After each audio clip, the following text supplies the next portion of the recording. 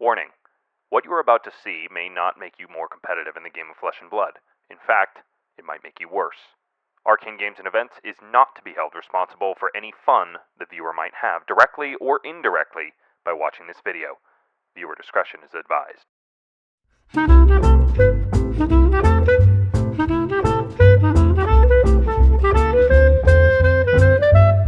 Welcome, ladies and gentlemen, to the Arcane Games and Events YouTube channel. This is the first iteration of the AGE Open Match of the Month. That's right, we've asked you, the viewers, to vote between 3 matches and get us to 1 that we will show as the showcase for the entire month of April. This is the first time we've ever done this, and we'll see if it's a repeatable format.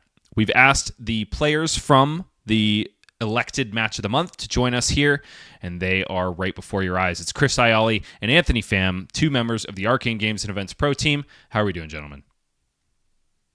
Great. I'm doing amazing. You happy to be here, Anthony? You happy to watch this match? I am. We're actually doing this on a Friday, so this is like the beginning of the weekend. So I can't wait to start off a beautiful weekend with Chris absolutely owning me on this 1v1. Spoiler alert, folks. If you haven't gone back and watched the April Open, Anthony is going to get his dome kind of pushed in, but that's okay. It's going to be all in good fun. These guys had a great time playing this game, despite the fact that it was a little bit of a blowout. But let's go ahead and be about it. Before we do, however, we do want to talk about a couple plugs. Join our Discord, please. That is you can go to the invite URL, discord.age.events. That is where we host this little voting party for the match of the month, so be sure to get there. We'll post it in the general chat each and every month, and you can select from a series of reactions in order to vote for whichever match you would like to be match of the month. So be sure to get on Discord for the May Open Series. We'll be selecting yet another one next month. We've also got a couple AGE events coming your way on the 24th of May. It'll be AGE in Los Angeles. That one will be streamed, of course, from Top Deck Keep in Riverside, California. And then the very next day, we'll have an AGE Open in New England, which will unfortunately not be streamed, but the action will still be hot and heavy in New England, and that'll be the 25th of May, the very next day. It's a doubleheader weekend for AGE, and we are very excited. Head on over to the YouTube channel of Arcane Games Events, which you're probably sitting on right now. We've got a couple other content offerings for you that are very current. We've got How to Teach Flesh and Blood with T and TCG, and then we've also got the Value Town Fang deck tech with yours truly. Get on over there and see what everyone here at Arcane Games and Events is up to. Now, gentlemen, should we go ahead and get into the match of the month or what? Let's do it. I honestly can't wait. All right. Well, here we go. We're starting it off. Chris Iaali versus Anthony Pham. We got to set the stage a little bit, though. We're in quarterfinals. You two have already met in Swiss. What happened there? I think this is actually semifinals, Bryce. You're right. It is semifinals. I don't mean to downplay it. This is semifinals. You're right. Yeah. Otherwise, first cannot play fourth. No offense. Yeah, I think Anthony took it in Swiss, but we played this matchup a lot more than just the 2 times in this tournament. Anthony was helping me test out a bunch before Pro Tour London because Slippy was one of my main contenders for what I was going to bring. And it was versus Anthony that I was testing out this weird equipment suite that I think was first showcased in this match on stream. And yeah, he helped out a bunch in my prep for that tournament. And so, because you guys have run this into each other over and over again, do we have an idea of who was favored? Yeah, I think by the end of it, I think we got the Slippy list to a point where if you're sitting on the Aurora side, you really are not enjoying your time just because it's so aggressive and efficient with all the selections that we made for it. I felt like playing against Chris, like the early iterations, like how am I ever supposed to lose against Slippy? This is like I have all the tools to stop it, and then it slowly progressed towards like I can't win anymore. Like what's going on? No matter what you try to do, like be more defensive, be more aggressive. I think just over time, the Slippy deck just got so efficient. Nevertheless, both of you have a huge smile on your face. It seems like it's 2 good friends going up against each other, even though it's kind of a high-stakes match. Sorry, Chris, you were going to say. I think it ended up being a little bit Slippy favored, but the matchup was pretty close, and it was just harder to play against Slippy than it was to play against Aurora. And even though the matchup was close, the games typically weren't that close. Like it would snowball pretty heavily in one person's favor. Like if Aurora wins, they can win on like 15 or 20 health. If Slippy wins, it can be at 15 or 20 health. 20 health also. So uh, it's pretty snowbally. Well, it looks like Anthony is starting off with the tunic counter. Let's go ahead and get into the match, shall we, gentlemen? So I guess that means that Anthony went first, yeah? Yes, I chose to go first because I don't want to deal with all the reaction stuff early, and I want to kind of set. There's no way you chose to go first. I was first seed. I chose to go second. All right, fine. So we can't even psyop anymore. Aurora doesn't exist. So yes, you always want to go second because of the tempo steal, and you can always make an embodiment.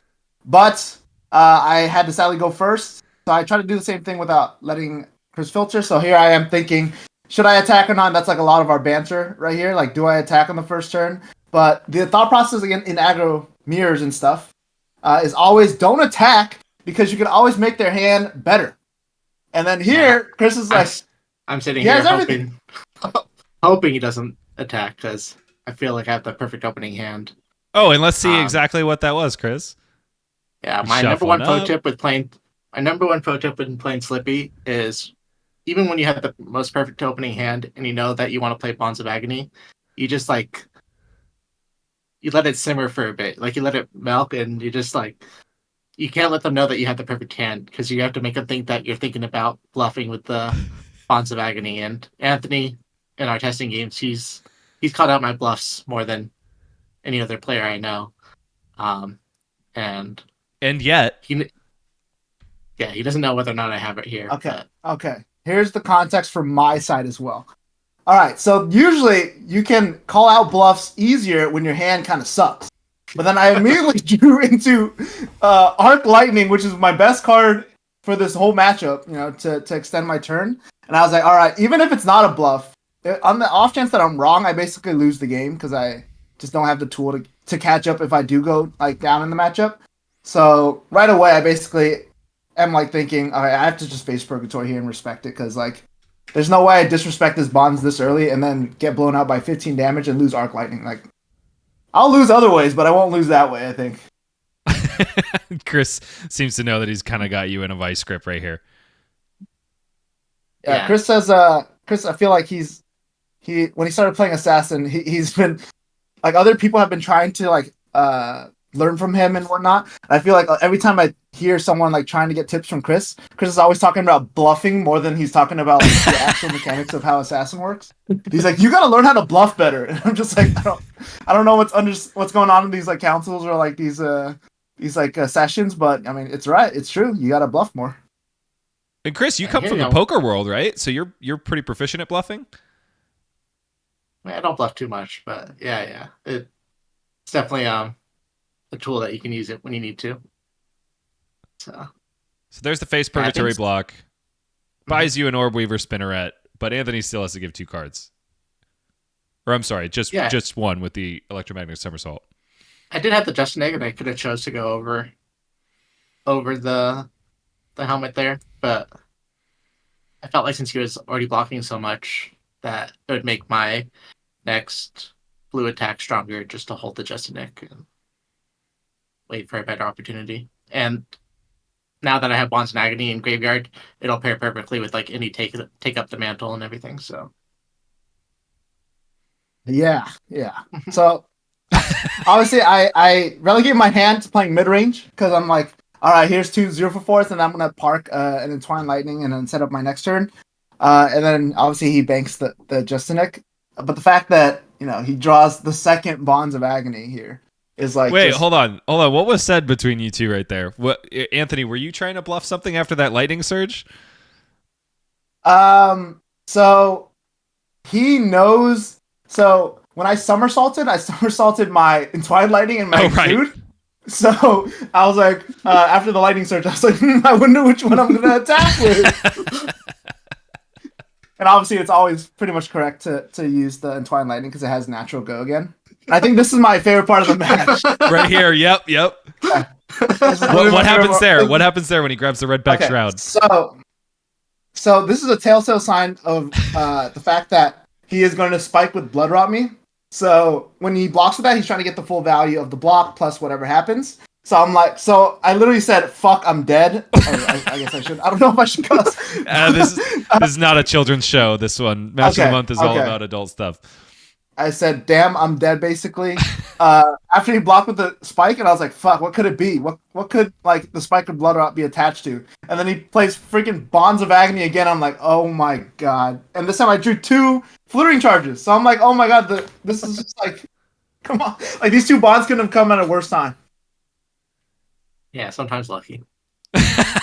This is literally a luck sack moment right here.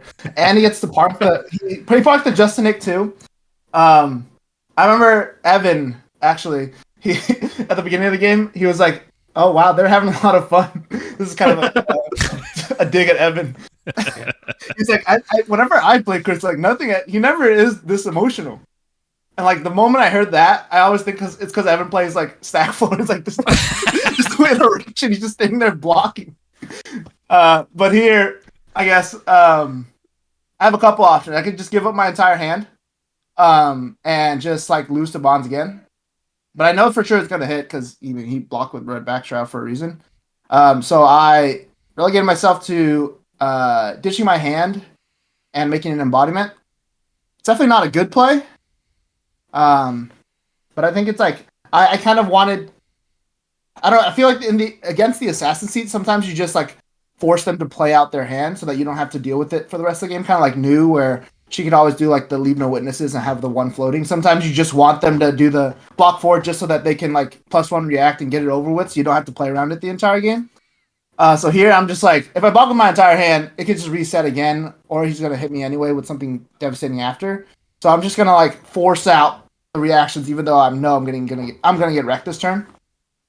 Speaking of devastating, just get hosed. Infiltrate. It was like, I mean, we'll see it, but this card is absolutely insane in Aurora. Yeah, I think I showed Chris first.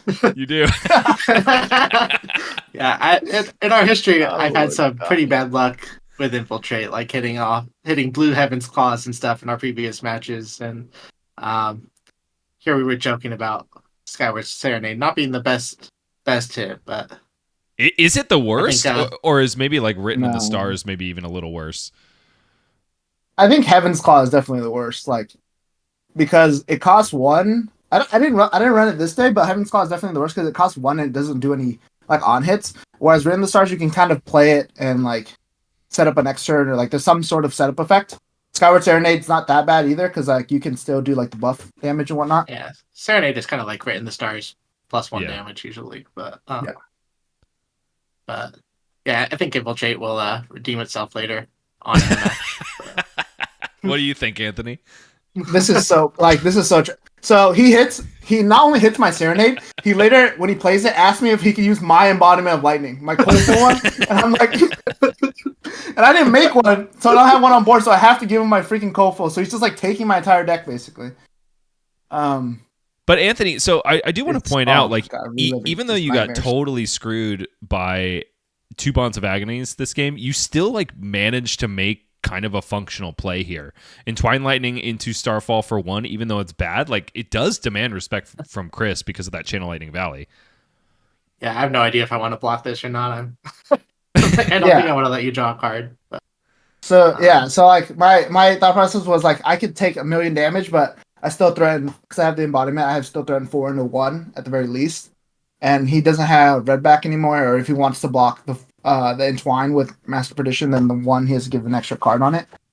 But I think this is the pinnacle point where usually the matchup swings really heavily, because then Chris was right. Like most of our matchups, they kind of snowball really hard, and there's like one pivotal turn where one person kind of goes all in, and then it kind of decides who wins after that turn. And that was this turn basically, where Chris maintained his tempo this turn and then the next, and it just like eventually I just could never catch back up unless like he actually bricked up and like I drew Arc Lightning or something. But usually that's not the case when it's Slippy versus Aurora.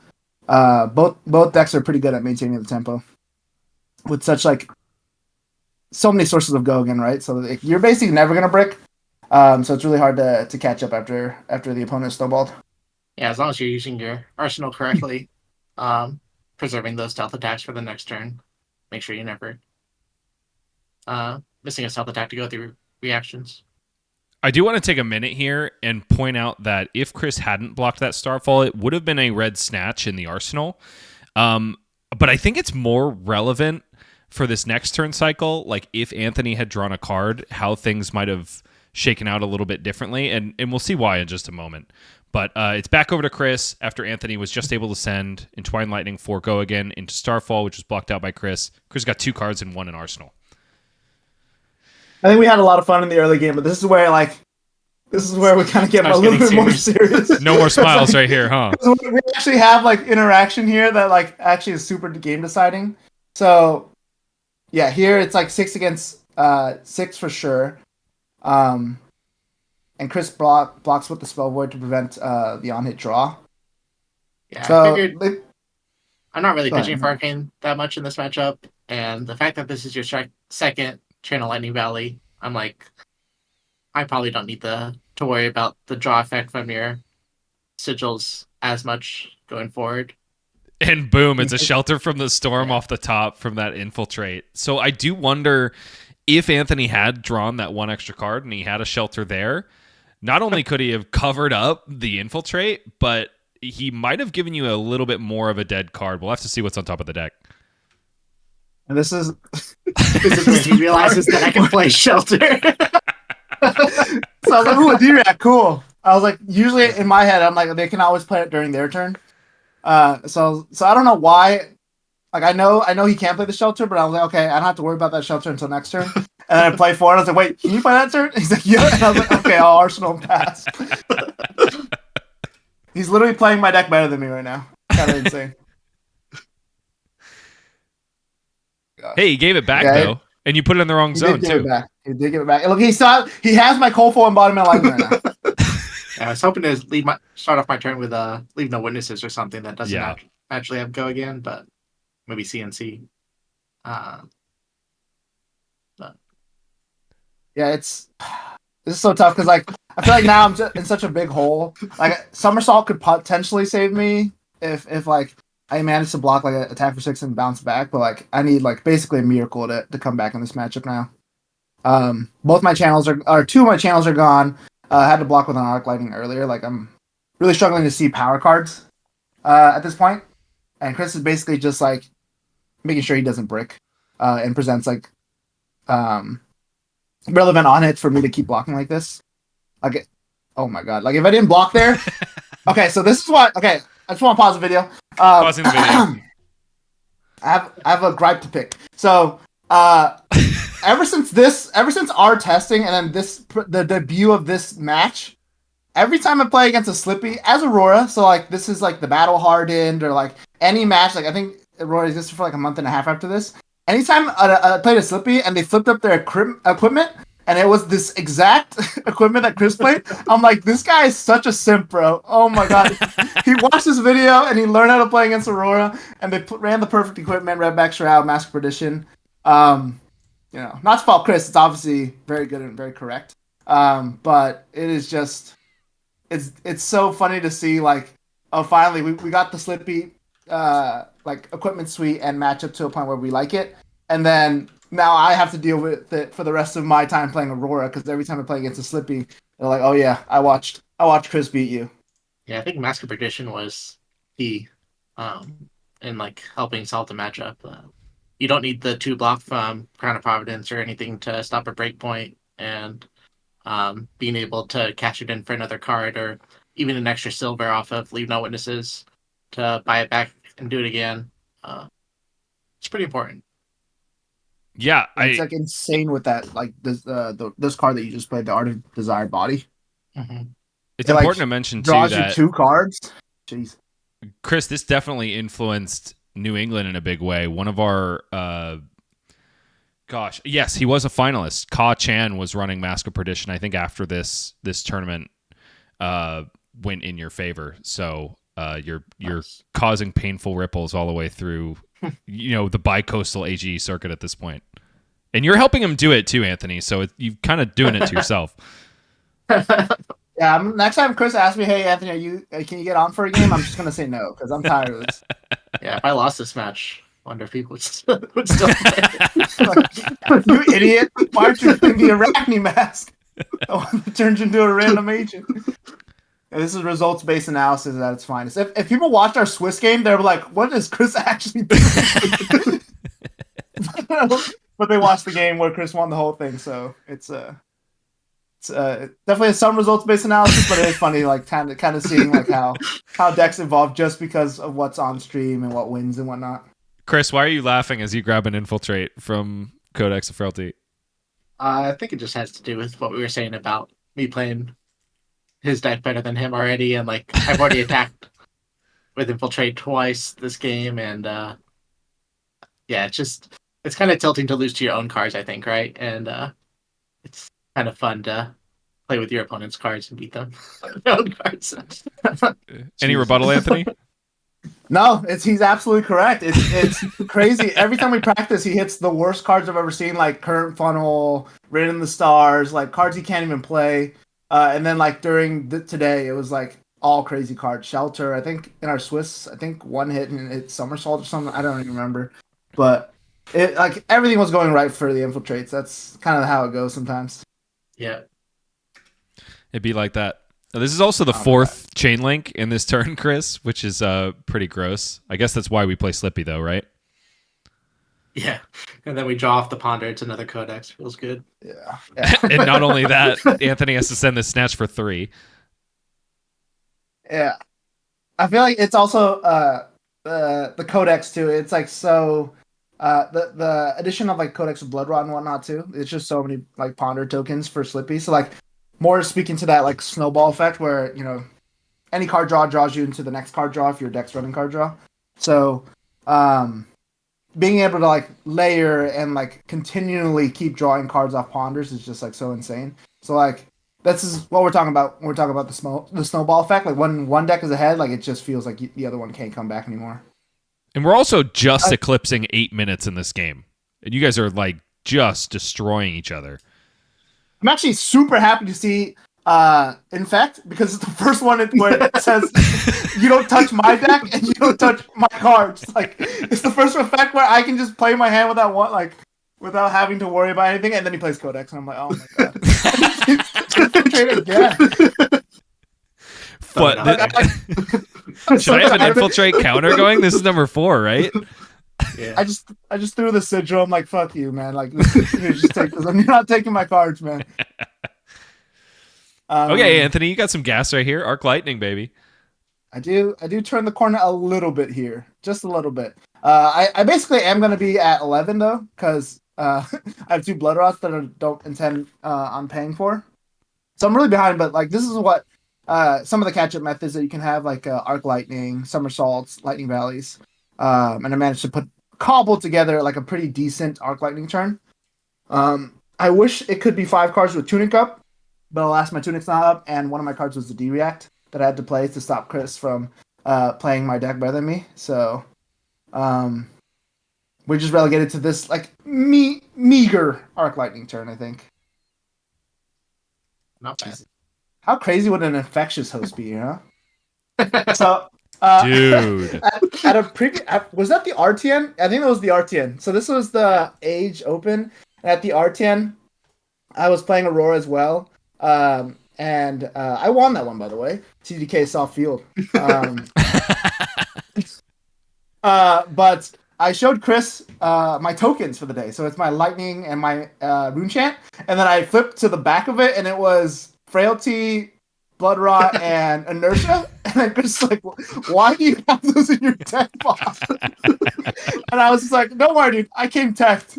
And all day he's just wondering, how can Aurora even make these? And then I think I don't know if you got to see it during our game.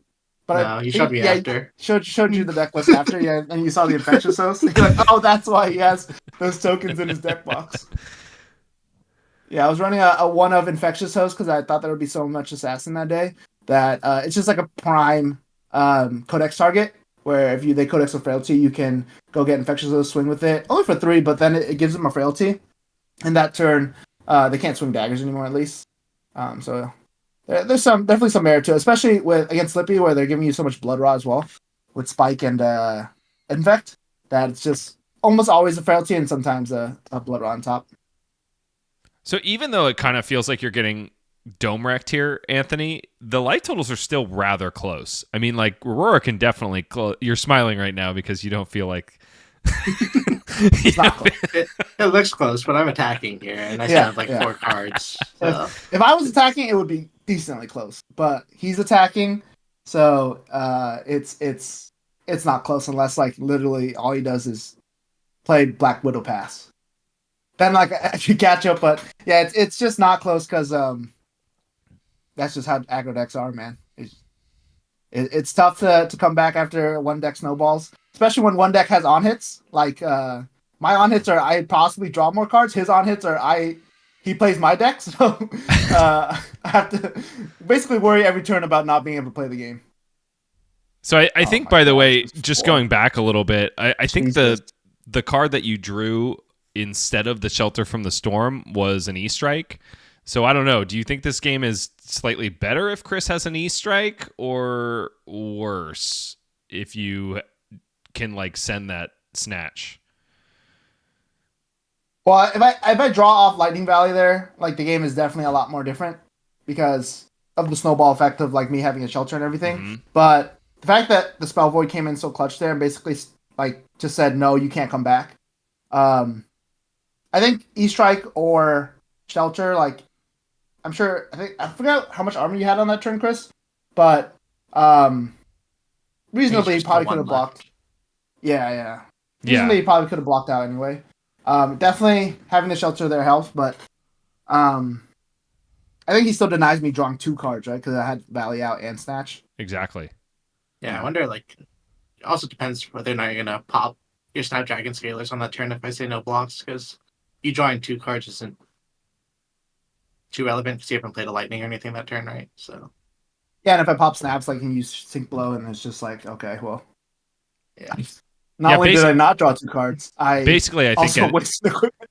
I think the only like point of contention here is like, you know, if Chris lets you draw there, yeah, you probably don't pop Snaps, but at least he doesn't hit a Shelter, I think is what I'm going with. You would have a Shelter and Arsenal instead of no Arsenal, and he hits an E-Strike instead, which is still it's still a lot of damage that he can put out for sure.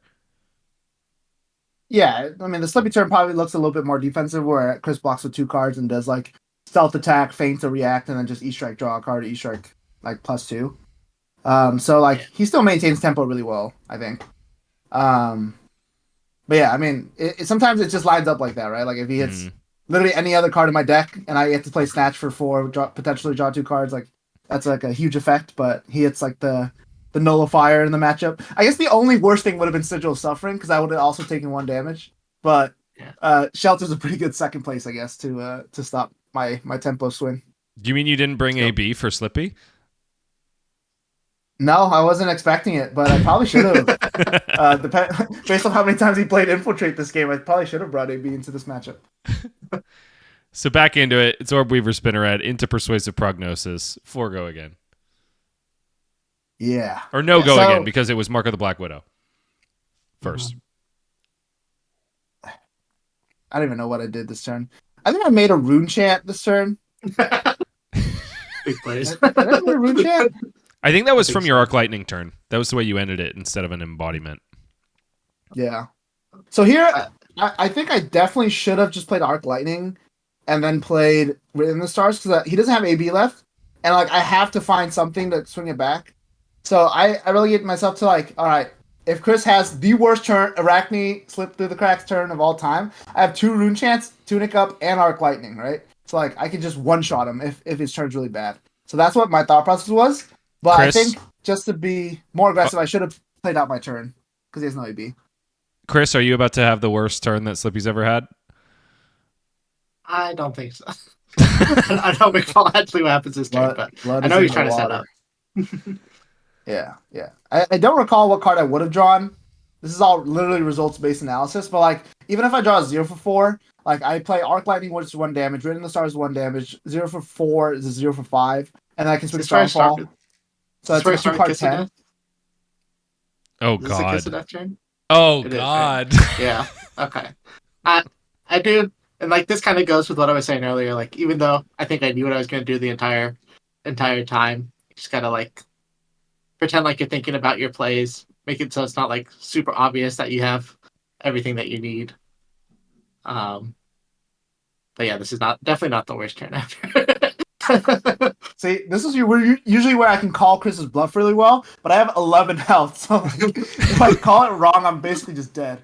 And Kiss of Death is like not the worst to like not block early because Tarantula Toxin is such a scam card that like even if you block, he's just like +6 out of nowhere. So like early game, you could just be like, okay, I have come to the like realization I'm just gonna take 4 to 7 damage here off this Kiss of Death, and that's okay. But late game, you're like, okay, well, if I don't block this and he like pumps it, I'm basically like at 3 HP. But if I do block, then I probably just lose to Tarantula Toxin anyway. So like Kiss of Death can be mitigated early, but like this late in the game, it's just so like if I mess up once, I lose, right? And that's definitely not one. That's definitely not the card I want to see after I pitch three pitch to make a rune chant and set up for this turn. That's definitely not the card I want Chris to start off with. Chris, we've been talking about bluffing a lot this game. I'm curious, what do you recommend people think about instead of their play when they're trying to bluff it out? What do you think about? Well, I do think if like there are better ways to sequence things, like if you do have a few options on which attack to lead with first, and like it could be better to attack with Bonds of Agony second over first, or like if you have Persuasive and Bonds, which one to attack first and stuff. But when you have Kiss of Death, you're always attacking with Kiss of Death first, and I don't know, just trying to think of your opponent's outs if there are any. Um, but like I think the playline from Slippy side is pretty straightforward. You just want to make sure you're not missing anything. So you wouldn't recommend that people think about like what they're going to get at Old Spaghetti Factory or whatever afterwards. They should like keep thinking about their lines. Yeah, why not? All right, Kiss of Death. I think I literally said no blocks because like that there's just like if it's Tarantula Toxin, my block doesn't mean anything, and I hope that he's like fainting. Like I have 3D reacts and I'm just starting off with Kiss of Death, and this is all I have. Or like he swings again, I can just block with one card. Then he plays a third Bonds of Agony. And like he can already he just needs one reaction to turn it on, right? Yeah, we so have this Mask is and Flick Knives on the table already. yeah. I did mess up here, because so I was like, okay, I have Arc Lightning, and I need all my cards, and my tune account is super important, and I need everything to come back because I need to swing with this Arc Lightning turn. So I like mapped it on my head. I'm like, okay, if he pops all of his equipment and it's just shred, like it's just yellow shred, no damage buff, like do I live? I miscalculated. I should have gave him my grass and my tunic. But we talked about it like after the game. Like, okay, I basically made the call. Like, if it's any damage reaction, I lose no matter what. Because if I block, I just lose anyway. So I have to call that it's D-reacts and shred. So I gave him, I think, just grasp in the scenario. But if you do the math right, unlike I did, you should give grasp and tunic. And I made a similar play against Tao Tao too at the Pro Quest at Hungry Dragon, where he played Leave No Witnesses, and the only way he wins is if he has shred. So like I just gave the tunic up and just like blocked perfectly so he couldn't shred me, and it ended up being yellow shred at the end. And he couldn't play it out because I had my full hand to maintain tempo. So sometimes against Assassin, you just like force them to have it, right? Like if they have it, you lose. But if they don't have it, you possibly could win. So you always play towards like you could possibly win if they just have a bad hand. Anthony, take a look at Chris's players cam. Does that look like a man that has it? That looks like a man that's wondering how he should sideboard for his finals match. Yeah, I'm wondering like, how long do I have to stay? Like how long do I have to stay after to watch Chris win? But yeah, like I'm doing the math in my head, like, all right, block 6, I don't lose. And then I start thinking about like the shred math. I was like, okay, well, I don't win if it's like any buff attack. I'm just gonna not block, and now I'm just gonna block with enough to stop myself from dying if it's just shred. At this point, I think you basically have to say it's not about how do I not lose. It's like about how do I win from your point of view, right? like blocking 6 here or blocking with your whole hand, you're still in a losing position. And if I don't have it, or if it's only shred, then you could maybe come back with a big 5-card hand, but not sure. I totally forgot that you ended the game with Bonds of Agony. Yeah. It's kind of like poetic how you started off the game. You started off the game with 2 bonds back to back. The first one being mitigated by Face Purgatory, and the second one being like absolutely insane. And then now the last one threatening my life, which is like pretty hilarious, I think. Yeah. That card is just so good. So here I give the grass. I'm like, all right, screw it. If it's shred, if it's shred, I have a choice, or I have a chance.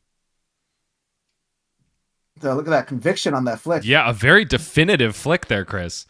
That's a guy that knows he won. That's 2 reactions. And then I'm just waiting for the damage one, and I just extend the fist as soon as he gives the plus damage one. Anthony, you did misplay here. You could have lightning pressed your opponent's attack to kill yourself. I could have. But I don't think Chris needed the help, so I don't think he'll be fine. Then you could have made him another embodiment. Just like the first bonds, right? Or the second bond, sorry. I will say, me and Chris do talk about like the interactions of Aurora, because I think Aurora has like some of the coolest instant speed stuff all the time. So me and Chris are always talking about whether there's any chance in the world that somersaulting your opponent's card is correct. And like, I always, whenever I play somersault and I block with only one card, I'm like, would it be correct here to bounce this back? And like, there are scenarios for it, I think. Like if they, if you're playing against like a Guardian and they play like pitch a blue tunic chokeslam, and it's just like chokeslam doesn't really hurt you at all, you could like technically like somersault back the chokeslam, because it's like they have to basically give you 2 cards in pitch to play this chokeslam again. So like those are like the fringe scenarios, I guess. It does block 3, but like there are some times where I think about somersaulting. I think like the most actual applicable version is like somersaulting an earth attack back to like against an earth hero, like early game, so that they don't decompose earlier. Okay. That's like the only fringe case, I think. But okay. Every time I always ask, whenever I play against Chris or like any assassin, like they attack me, I block 6, and then I play somersault, and I'll look at them and be like, "Do you want your attack back?" It's always yes, so I'm like, I'll just choose mine. But if they ever say no, I might pop it back. I don't know, Anthony. It seems like Aurora LL'd at the perfect time. You might have been cooking a little too hard, man. She was so fun, man. Incorporate that into our Acilio game. Okay, here we go. Oh my god. Are you on the Acilio train now that Aurora's gone, Anthony? So it is the only other lightning legal hero, I guess. Chris and we were playing Syndra and Acilio respectively. I was playing Syndra, he was playing Acilio at our local PQ, and we both top 8'd, but we both unfortunately lost at top 8. And then later we were just chilling, waiting for everyone to finish, and we were like, all right, let's just switch decks and play it out, see how it goes. And then Chris was like hating on my deck, because like it's a blue Syndra list. So he's like, dude, how do I play it? Like, this hand sucks. Every hand sucks. And I'm just looking at my hands like, all my cards do nothing. All my cards are instances. And he's like, you're not activating Acilio enough. I'm like, I'm pretty sure I've activated Acilio on every turn. And then it's funny because like your hand looks so bad as Acilio, and then like one draw off like any like draw or like Acilio trigger, it just turns into like a gold mine. Like I think I started one of the cool plays that I like stumbled into. I started off my turn with like a Blast of Oblivion combo, and I wasn't expecting to go pretty ham. But then I just drew off Lightning Valley, and I drew Gone in a Flash. And I was like, huh, I can just start my turn like one chain link later, and I can still do like 50 damage, which is insane. So I was like, this deck is so crazy sometimes, man. Acilio's... Yeah. Going back, like, before, when was it? When Alex played Worlds. So it was, Alex played Acilio in Worlds in Osaka. And so before that tournament, when we were testing Acilio, the deck was like so different. The games were just so different based on whether or not you drew Gone in a Flash, right?